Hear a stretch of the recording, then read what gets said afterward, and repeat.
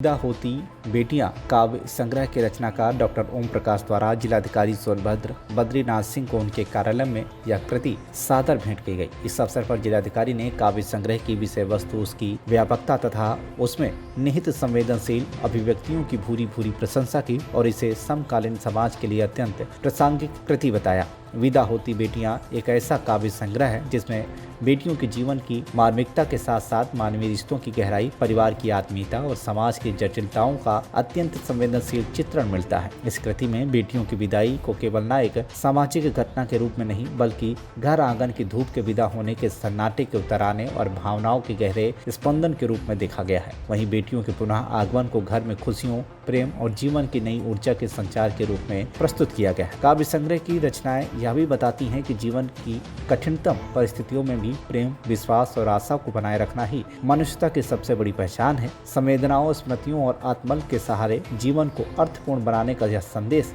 यह कृति को विशेष रूप से सार्थक बनाता है। इससे पूर्व इस चर्चित काव्य संग्रह के तृतीय संस्करण का लोकार्पण डॉक्टर राजेंद्र प्रसाद मिश्र अपने अपर निजी सचिव भारत के राष्ट्रपति द्वारा किया जा चुका है। साथ ही हरियाणा के एक विश्वविद्यालय में इस काव्य संग्रह पर शोध कार्य प्रारंभ होना इसकी साहित्यिक और अकादमिक महत्ता को प्रमाणित करता है। उल्लेखनीय है कि इस काव्य संग्रह के प्रथम संस्करण का लोकार्पण अगस्त 2025 में अनिल कुमार जारली, निदेशक मानव संसाधन NTPC लिमिटेड द्वारा किया गया था। इसके पश्चात अल्प समय में ही तृतीय संस्करण का प्रकाशित होना इस कृति की लोकप्रियता और व्यापक स्वीकार्यता का प्रमाण है। देश के अनेक शिक्षाविदों, लोक प्रशासकों, साहित्यकारों, चिंतकों एवं विद्वानों द्वारा इस काव्य संग्रह की सराहना की जा चुकी है। विदा होती बेटियां अपनी संवेदनशील, कथ्य, सहज भाषा और गहन भावबोध के माध्यम से पाठकों के हृदय में एक विशेष स्थान बना रही हैं तथा समकालीन हिंदी साहित्य में एक महत्वपूर्ण कृति के रूप में प्रतिष्ठित हो रही हैं। सिंगरौली जिले से अमित पांडे की रिपोर्ट, TV1 इंडिया न्यूज।